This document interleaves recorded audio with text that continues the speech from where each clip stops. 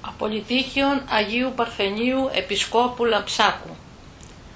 Ελισπόντου το κλέος και Λαμψάκου των Προέδρων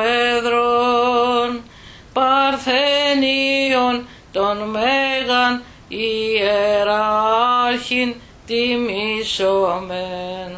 Θαυμάτων γαρ πηγάζει δωρεάς και παβίας ταινίας χαλεπάς και καρκίνου απαλάτη της συνοχής τους ευλαβώς κραυγάζοντας.